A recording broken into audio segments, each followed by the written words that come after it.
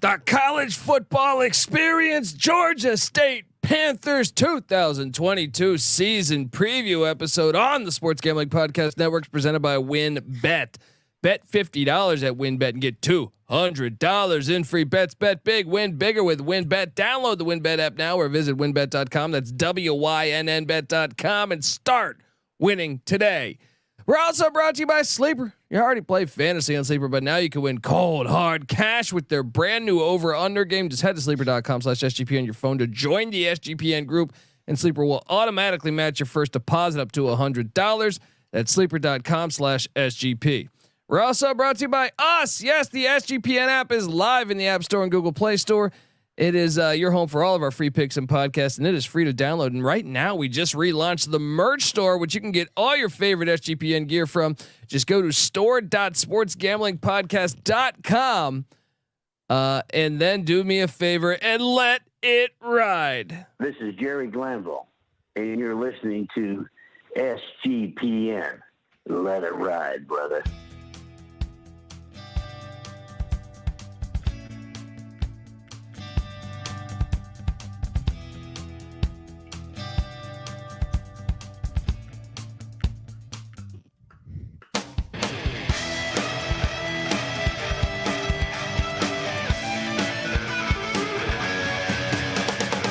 Yes, yes, yes. Woo!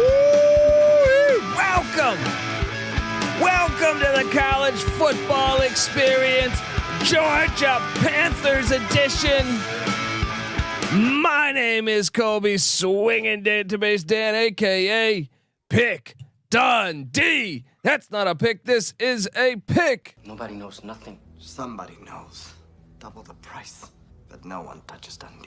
Oh, you know, I love some Fun Belt, Sun Belt. I love some Georgia State Panther football. I mean, what's not to like about this program? Because this program came out of the nowhere, just started saying, hey, you know what? We're going to play some fucking football.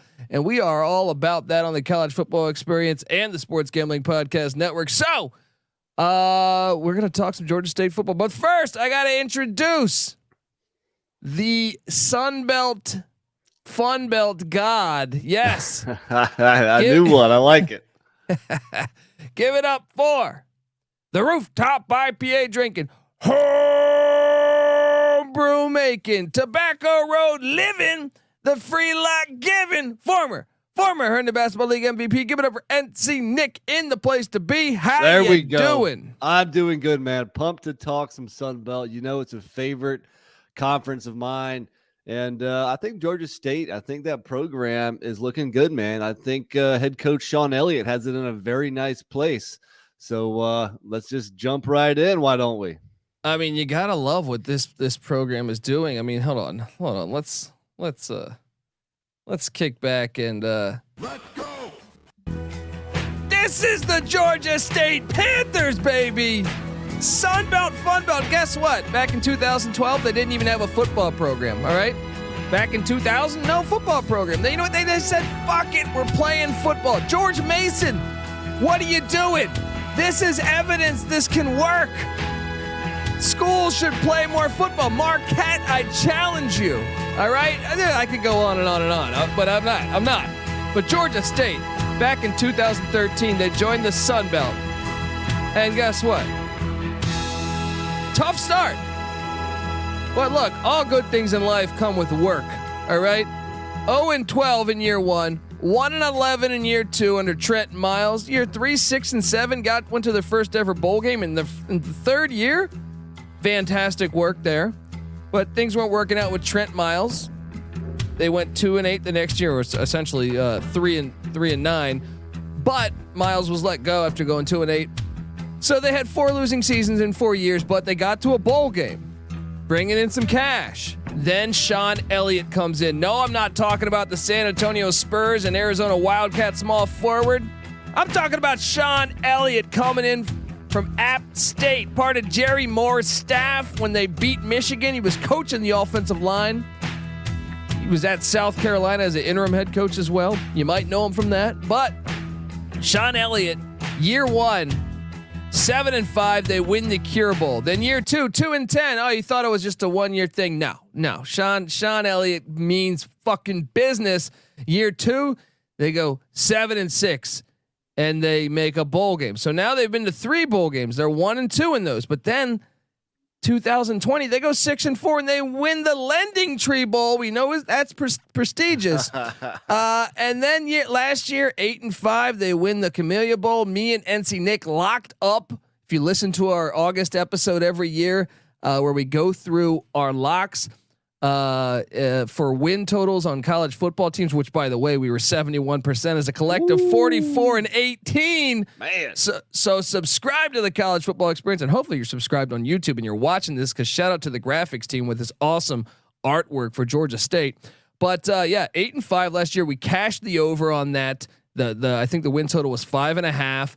So I think they went 7-5 in the regular season. Easy money. Got that thing done, but he's turned 4 bowl games, 5 years, and also 3-1 in those bowl games.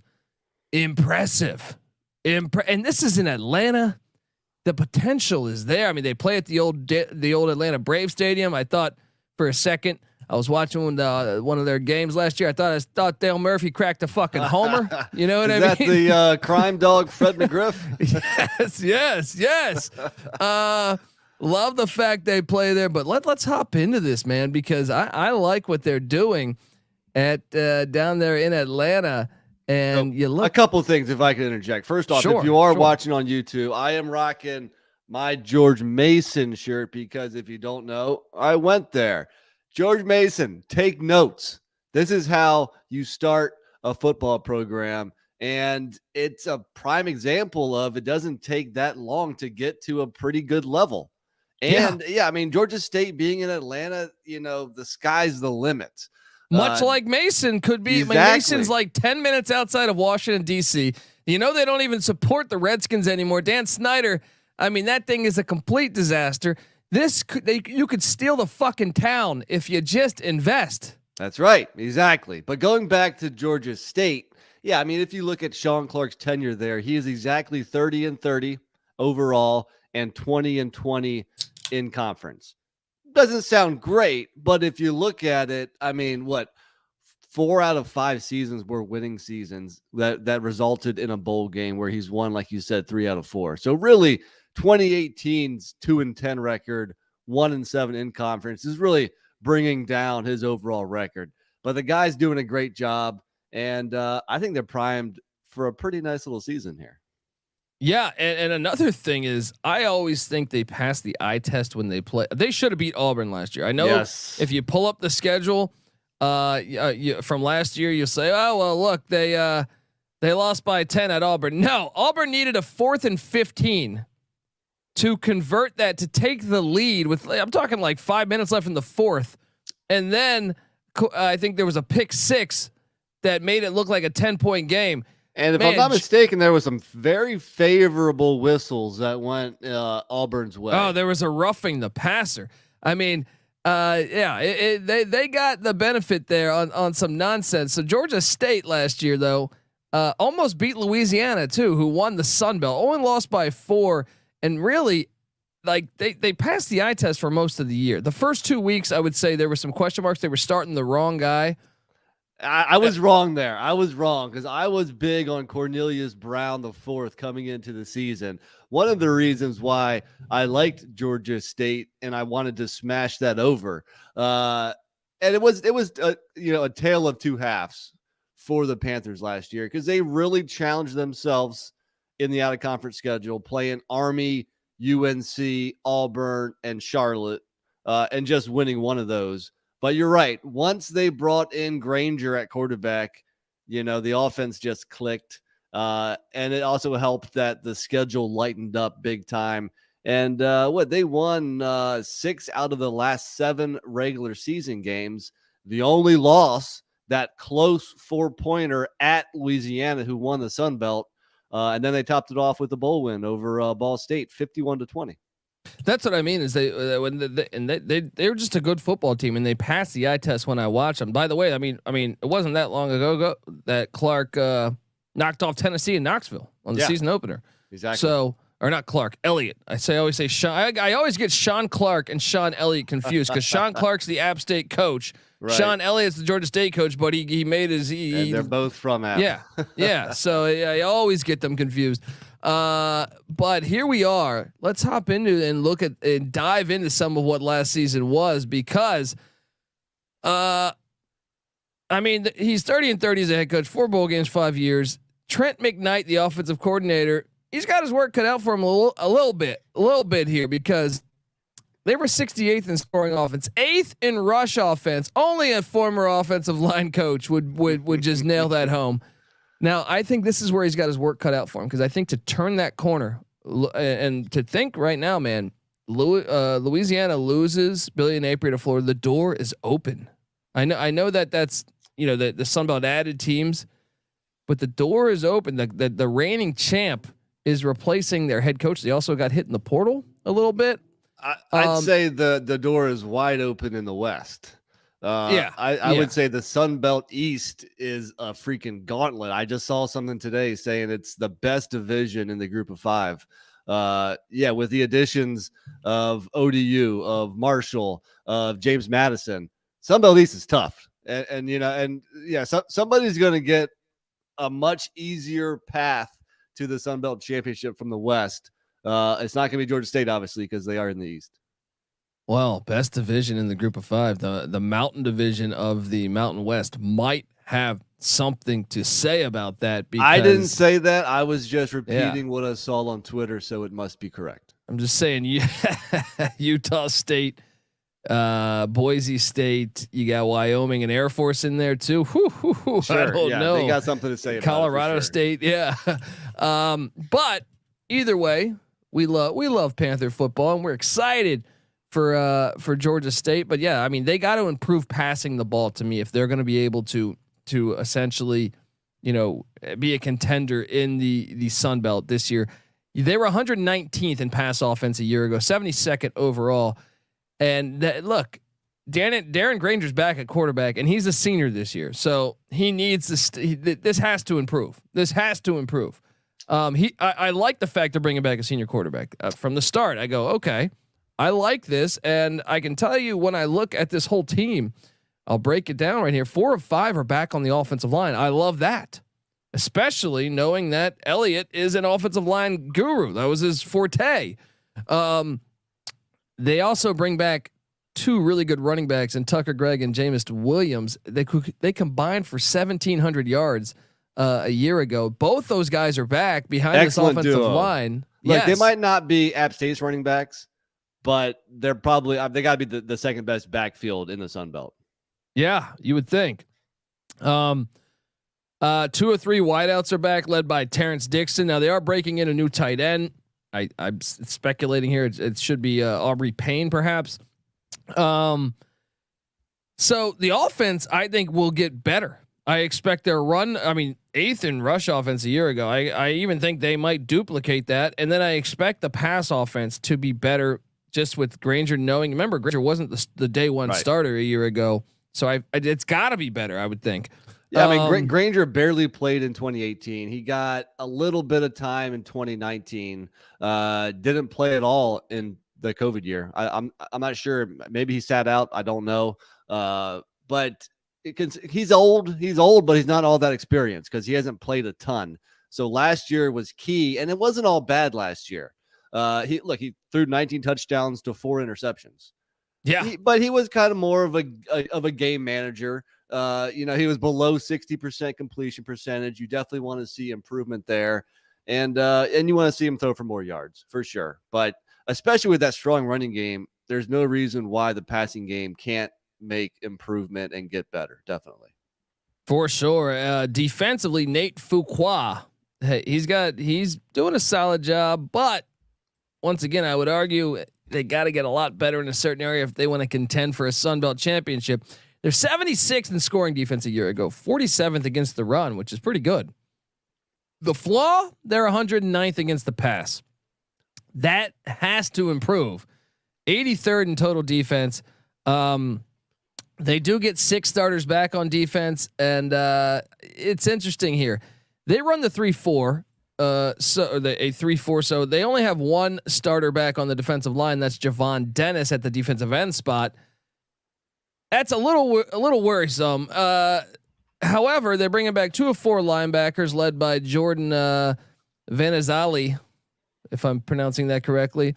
And 3 of 4 back in the secondary led by all conference safety Antivirus Lane. If the D line can do something, I feel like the rest of the defense is pretty sound. Yeah. I mean, overall they return 80% of their defensive production, which is 22nd best in the country. So that's a very good thing to see. Last year they finished 2nd best overall in the Sun Belt, which is pretty decent, but they really feasted on the weaker opponents while the better opponents on their schedule just really opened it up, and they had a hard time slowing them down. App, Army, and Coastal all scored 40 plus, and then UNC dropped 59 on them. So yeah, I mean, there's room for improvement here. The defense needs to step up. Georgia State is a contender to win the Sun Belt, but that can only happen if the defense improves. Yeah. Well, I want to talk transfer portal and what they're doing there in a second, and go game by game on the schedule and look at what Vegas expects from the Panthers in 2022. But first, I got to get us paid. The Georgia State Panthers 2022 college football preview series on the College Football Experience is presented by WinBet. Bet $50 at WinBet and get $200 in free bets. Bet big, win bigger with WinBet. Download the WinBet app now or visit winbet.com. That's WYNNBet.com and start winning today. We're also brought to you by Sleeper. You already play fantasy and Sleeper, but now you can win cold, hard cash with their brand new over/under game. Just head to sleeper.com/SGP on your phone to join the SGPN group, and Sleeper will automatically match your first deposit up to $100 at sleeper.com/SGP. We're also brought to you by us. Yes, the SGPN app. We just relaunched our merch store where you can get all your favorite SGPN gear. You can even get a Real Money Kramer jigsaw puzzle. So go to store.sportsgamblingpodcast.com and check out all the fun we got going over there. We're also brought to you by Dave. Yeah, no, I'm not talking about Dave Thomas, although shout out to Dave Thomas too. He didn't cut corners when it came to burgers. Yeah, I think you could argue the same with Dave. All right. Yes, Dave is a banking app that can help you get up to $500 instantly with extra cash. That's more money to do everything. Fill your tank, buy a wedding gift, catch up on bills. Because let's be honest, if you're living paycheck to paycheck or struggling to make ends meet, it can really be stressful, when unexpected expenses come up. All right. Now, what Dave can do is help you out in a pinch when you really need it. This thing is pretty clever. I like this thing here. There's no interest or no credit check needed.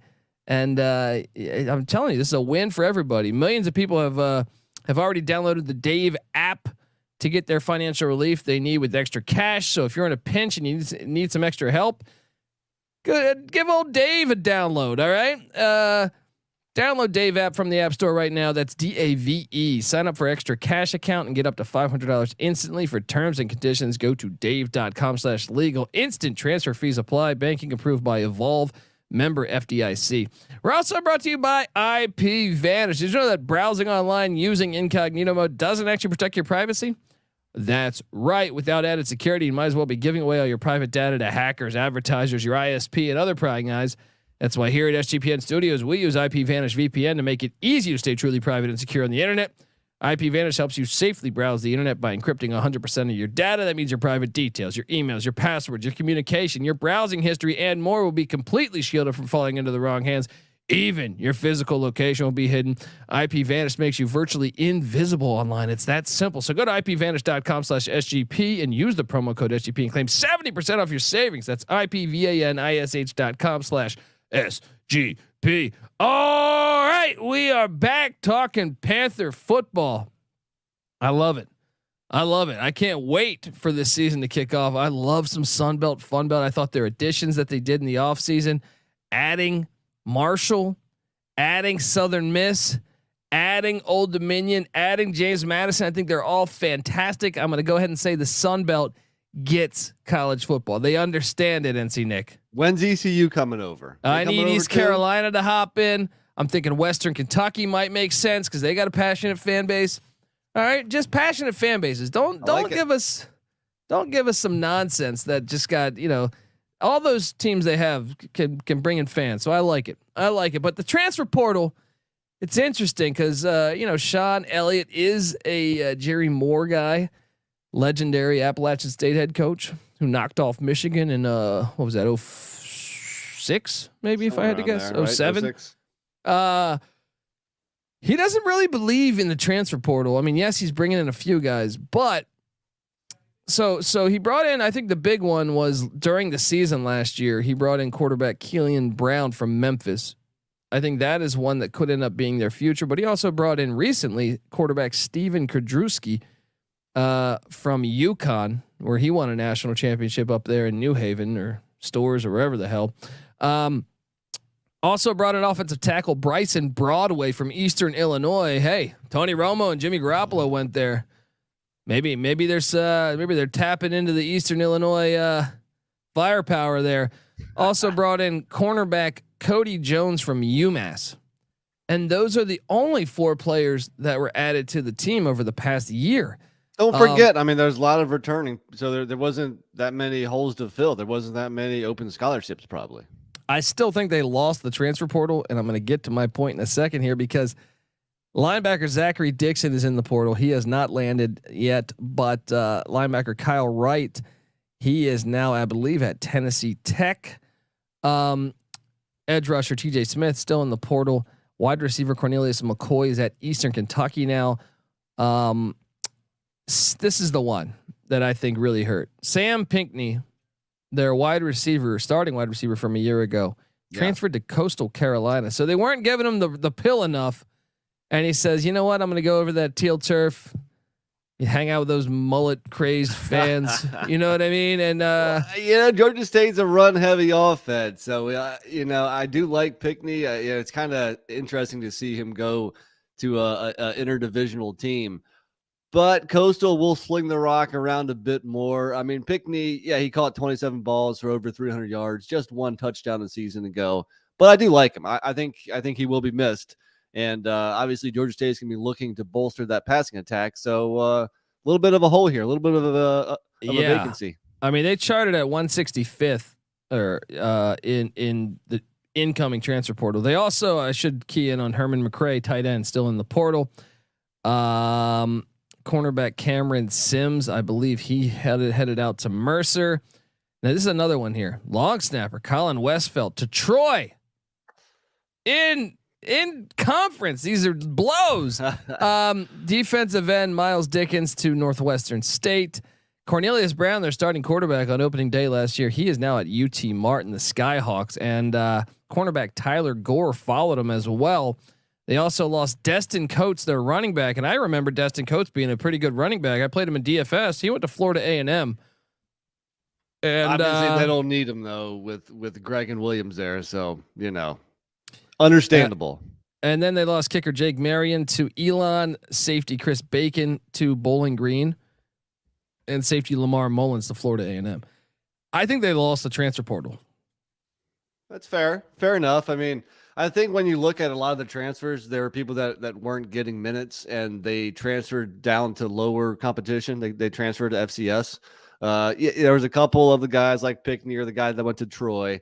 So I mean, overall, I think it's fair to say they lost it, but I don't think it's going to have that great of an impact on the team. True. I agree. So Las Vegas. If you're watching on YouTube right now, subscribe to the College Football Experience on YouTube or wherever podcast can be found. Shout out to the SGPN graphics team because I don't have to reveal the win total. And by the way, we're breaking down all 131 teams. So if you're curious how Georgia Southern, how the Georgia Bulldogs, Georgia Tech, whatever, it's all out there. And if not, it's coming soon. 7.5 wins is what Las Vegas is projecting from the Panthers. NC Nick.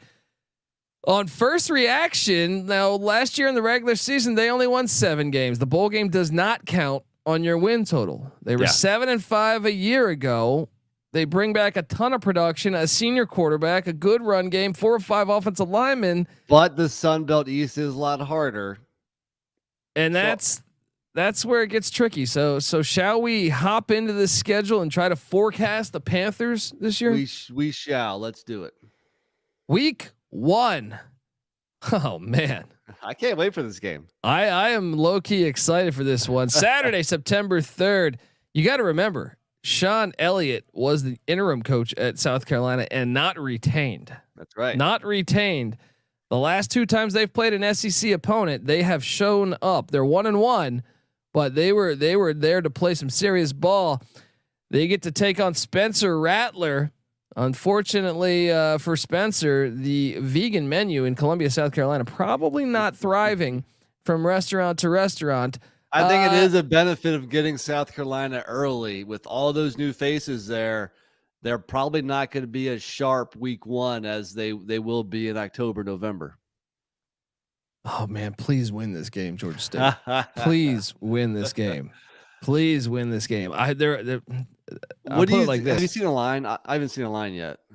What do you think it's going to be? Like South Carolina -10? Yeah, maybe even more because the hype.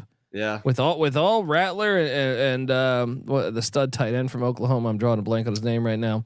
Stogner was it? Stogner, I believe, and Beal Smith from Wake Forest. Yeah, I mean they did kill it, the transfer portal, but I think this could be a game. I mean, I think you got to take South Carolina, but I mean, I think this is going to be. I would not surprise me at all if Georgia State's winning with 5 minutes left in the 4th.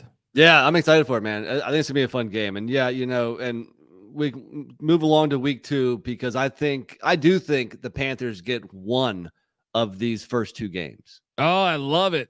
You know what? I'll meet you there. At first I was thinking, I don't know, but I mean, Carolina dropped a huge number on them a year ago, but that was in Chapel Hill. Now Carolina's got to come down to Atlanta. I know they've been recruiting really well, but Mac Brown, he's like 75. Sam Howell, no longer there, obviously. Oh man. I think I say they win one of these. I say they drop. But they're going to be dogs in both. They're going to be dogs in both. I mean, look, they could lose. Yeah, it was 59-17 last year. They could easily be 0-2 and still have a very nice season. But I'm kind of high on Georgia State here. I say they win one of them. And if I had to pick one, I'd lean to that home game versus the Tar Heels. So 1-1. I'll join you. Then they get the Charlotte 49ers. Big year for Will Healy and the Charlotte 49ers. I think Georgia State's ahead of them. I think Georgia State beats them, but yeah, I do expect Chris Reynolds to be slinging that rock all over the field. Yeah, definitely. I mean, yeah, Georgia State won this 20-9 last year, 28-0 in 2017. Charlotte's a solid football program, but Georgia State's at home and they're just a better team right now. So, and once again, Georgia State, give them credit for scheduling tough in the non-conference. If your game is versus Charlotte is your easiest game, you're doing a pretty good job at the Sun Belt. Seriously. So 2-1 potentially. I got to think long and hard about this, and their first 4 games against Carolina schools, short week, Thursday night, they are hosting the Coastal Carolina Chanticleers in Atlanta. Now, Georgia State, didn't they win in Conway last year? They did 42-40. They're actually 3-2 all time against the Chanticleers. And by the way, go listen to our Coastal Carolina preview. I almost feel like I need to listen to it because I think I took Georgia State, but I'm not 100% on that. And the Charlotte preview is out there too. Yeah. So, to be fair, we should mention the 2020 game where Coastal won 51-0. Yeah. Because but still, I mean, Coastal lost schedule, man. It is. Coastal lost a lot, and once again, this game is in Atlanta. I'm gonna say 3-1. I'm gonna say 3-1, but the very next week they go to West Point. Go listen to our Army preview. I'm on Army. Army's gonna beat them. Army whooped their played ass Army last year. Yeah, 43-10. And you don't they had a month of prep for the option then. Yeah. No, I'm with you. I think this is a game they lose. But still, if you finish those 5 games at 3-2, I think you're looking pretty if you're holding an over ticket. If they're 2-3, should you feel good? I wouldn't be nervous yet, but that's, because look, they have some tough games on the back on the second half also. Last year, all their tough games, with the exception of Louisiana, was in the first 6 games. And then they had kind of an easy slate the second 6. Not quite the case here. The schedule is tougher this year, but I still think at 2-3, you can still have hope of hitting an over. Well, after this, they get a little rivalry game, NC Nick. Now, they traditionally say the week after playing a triple option team, your teams normally get their ass whooped. They get their rivals after a triple option game. And speaking of which, Georgia Southern ditching the triple option with Clay Helton coming in. I got Georgia State winning this. Fuck Georgia Southern. I know you're hating on Georgia Southern this year, and Georgia State has won the last 2, especially in the transition year. Georgia State has this. So I got them now at, what is that? 4-2. 4-2. They get a bye week. They need this bye week because it's a homecoming for old Shawn Elliott as he travels to Kid Brewer Stadium. We've been to the stadium. This stadium is fantastic. App State's going to win this game. Yeah, I mean, Georgia State is actually winless, 0-8 against App. So, yeah, I mean, look, Shawn Elliott's done a great job, but he hasn't been able to beat the school where he played defensive line at. And I don't know if it's going to happen this year either. This series has been lopsided. There's been some ugly games. I think this year is closer, a lot closer, but you got to lean App here. And that makes them 4-3 for me. Yeah. Then they host Old Dominion, the Monarchs. Look, Ricky Ronnie was great in year 1, way ahead of schedule. Everyone had him 1-11, got him to a bowl game in year 1, bringing in some nice transfers. I got Georgia State, but watch out. I think ODU is better than what people think. No, for sure. I mean, not only do they bring in some nice transfers, but their quarterback returns, as does a 1,000-yard rusher and a 1,000-yard receiver. ODU is going to make some noise. They're going to beat 1 or 2 teams that people don't expect this year. ODU's schedule is very, very difficult. We'll do their preview once we get to alphabetically. So they're going to struggle to make a bowl game. They made a bowl game last year, but they are a very good team. But still, I think Georgia State's just a little bit ahead of them right now, and it's at home. Give me Georgia State. I'll join you, but 5-3. Southern Miss in the next week on Saturday, November 5th. They're at Southern Miss in Hattiesburg, and look, I get it. Southern Miss, last year you look at their season, say 3-9, but that was Will Hall's first year. All right, 3-9. I thought if you look, they won their final 2 games, and I thought they turned a little bit of a corner. They played UTSA pretty damn good. This is a dangerous game for them.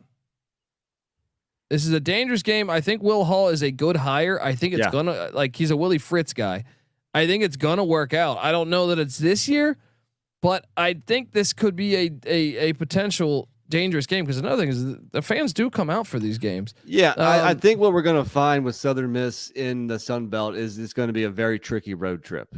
For the teams in the West that play against them every year, or the teams from the East that get them periodically, it's just not an easy road trip. It's going to be a difficult place to play. But broken record here. I think Georgia State is ahead of them as a program right now, and I think they can handle this road trip, especially with a pretty experienced team. 24-21. Watch out for Frank Gore Jr. though. He can play. I hear you. See, I think this is the problem with this schedule here. So I'll go. Georgia State escapes, but then they host ULM, and I thought Terry Bowden. I thought he did an amazing job in year 1, considering how bad ULM was the year before. If you watch them for week in, week out, we had a keen eye for them because Patty C locked up the over and cashed in on ULM. We had them on the TV every week here at the SGPN studios, and I was really impressed with their progress. I mean, they played LSU and Louisiana really close the final 2 games of the season. Actually, their last 4 games of the season, really. They were in every game. They lost all 4, but I do think, this team upset Liberty last year with Malik Willis. They upset Troy. They beat Deion Sanders and Jackson State. watch out, man. I think these games are awesome every week. I mean, this is why I'm so excited about the new Sun Belt. Yeah. I'm going to take Georgia State, but I'm telling you, out of those three, I wouldn't be surprised if one of those teams upset them. I mean, you're right. I think maybe the only conference gimme on their schedule, I want to say Georgia Southern, but that's that's a big rivalry where those games have always been close. I think this year with the changes in Statesboro, that's probably the case. But no, I don't chalk this up as a gimme. No, I have Georgia State winning. I have them getting to 7 wins here, right? Because we're 7-3. Yes. But it could be a close game. It could be closer than expected. I'll join you on the 7-3, but we'll see here because now they go to Bridgeforth Stadium when this place will be packed. Harrisonburg, Virginia to take on the JMU Dukes. Guess what, buddy? I got JMU winning this. So the last 2 games are back-to-back road trips at JMU, at Marshall. They're going to drop one of those. I think they drop. They're going to both. win one of them. Both. No, I got them losing both. I have them winning one of them. I have an 8-4 record. I have an over, and if I'm not mistaken, there's pretty nice plus juice on an over. What's WinBet saying right now? Last time I looked, it was plus 130. I should have had that prepared. I do not, but I am loading it up as we speak. But so you have them 7-5. I think I gotta play the under because I'm also taking them to beat Carolina, either North Carolina or South Carolina. It's a tough schedule, man. It's a very tough schedule. It is. I mean, look, like I mentioned, I think like those games against Old Dominion and stuff. I don't know that I feel amazing about that situation. So yeah, it's plus 130 on the over.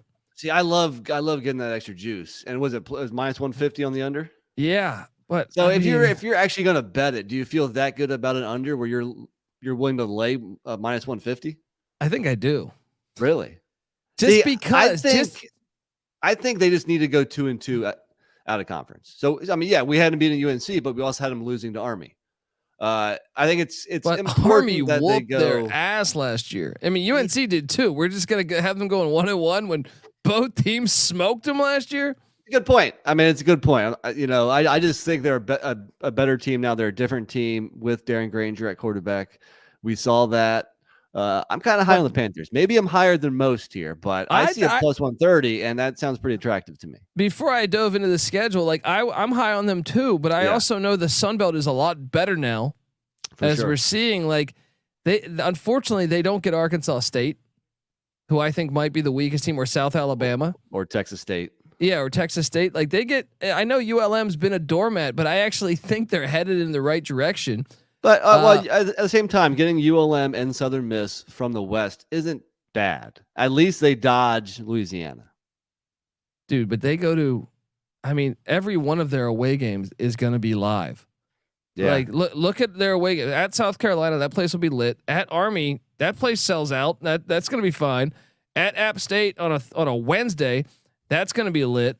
At Southern Miss, those fans show out. At JMU and at Marshall, all those places, the fans show up. It's going to be fun, man. That's why, you said the same thing. That's why we can't wait to watch Sunbelt this year, because there's going to be so many great environments. There should be a ton of great games, and this is a tough schedule. I'm going to lean over. Will I actually bet it? Probably not, just because I think there's better bets out there. Check out my Sunbelt East win total column on the Sports Gambling Podcast Network, where I go into more depth on some of these teams here. But I'm going to go over. Give me plus 130. I'm not, uber confident where I'm going to go out and actually bet it probably. Yeah, I'm on the under, and I think I feel decent about it, mainly because I just think it's a really tough schedule. And like even getting Georgia, I think the worst team on the schedule is Georgia Southern, right? But they get them in a tough spot right after they get Army. I don't know. I mean, I hope I'm wrong. I mean, what if they lose? If they start out 0-2, then I pretty much have cashed my ticket. If everything goes, you also had them losing to at JMU and at Marshall. They can win one of those. They can win both of them. No, I want to make a wager. They will not win both of those games. I'll make a wager they win one of them. Do you know how cold Huntington, West Virginia is on November 26th? Even Harrisonburg on November 19th. You were the guy saying that you're not buying into Huff and Marshall up there. True, but I also know cold weather wins games in November. Well, look, hey, strong run game, strong run defense. That's a recipe for winning football in bad weather. They are not going to win both those, man. I have them 1-1. I even think that's being I mean, look, Huff, I don't think he's no Doc Holliday, but it's not like they were awful last year. I mean, they were 7-6. They easily, I mean, ECU beat them, but ECU came back down 21 to win that game. They lost to App State by 1. They lost to Middle Tennessee by 6. They lost to UAB by 7. They only got blown out of one game all last year. I'm actually higher on Marshall than you are. So if I had to pick, I think Georgia State beats James Madison, and I think they lose to Marshall. Wow, coming at the Dukes. Where's Patty C when you need him, folks? All right, look, I'm on the under. I'm rooting for Georgia State. I know they treated me well last year on the over, but I'm not going to go with my heart play on this one. I'm going to go with the brain. Going to trust the brain. All right, the old noggin. Subscribe to the College Football Experience, folks, because we're breaking down all 131 FBS teams with a solo podcast like we do every year for every single team in the land. And like I said, subscribe on YouTube and look, give us a 5-star review. I'm sick of this nonsense. All right, get over there and give us a 5-star review and get this. If you do, take a screenshot. Show me that screenshot. We'll send you a College Experience t-shirt if you're on YouTube, just like that pennant there. All right. We'll send that out to you. The College Football Experience is on Twitter at TCE on SGPN. I'm on Twitter at TheColbyD. Patty C is on Twitter at PattyC831. I had to mention him because he's JMU. NC Nick is on Twitter at NC_NICK. We are the College Football Experience. If I could talk, it'd be great. We also host the College Basketball Experience, and I know we made some money on the Georgia State Panthers covering against Gonzaga week or the first game of the NCAA tournament. Georgia State keeps a good program. Back to the Ron Hunter days. Especially the second half of last year, they were rolling. Yeah. So subscribe because we got you covered talking Panther basketball and the College Basketball Experience. And what else do we got going? Look, subscribe to all of our stuff. All right. We host a USFL gambling podcast. That season just came to an end, but our whole channel, the Sports Gambling Podcast, they're already doing NFL props, NFL futures. If you're an Atlanta Falcons fan, if you're whoever, Tampa Bay Buccaneers, check out that. You're going to love it. I mean, right now the MLB gambling podcast thriving. We're in Atlanta here. Come on. The Atlanta Braves. Come on. Subscribe to the MLB gambling podcast. Subscribe to the College Baseball Experience that I host with Noah Beanick. Subscribe to what else is going on? Golf gambling podcast. We're in Georgia. We could talk golf. Soccer. We got the World Cup coming. Soccer gambling podcast. Is that coming this summer? This winter, November. Because it's in like Dubai or something. They couldn't do it in the summer because no human on earth should be right. But anyway, subscribe to all that MMA gambling podcast. We got you covered. CFL, Canadian Football League, going on as we speak. So check out all that stuff. I think you'll dig all the content. And I'm on the under. NC Nick's on the over. Oh man. This is the College Football Experience, Georgia State Panther style. You better start thinking about yours. And we out of here.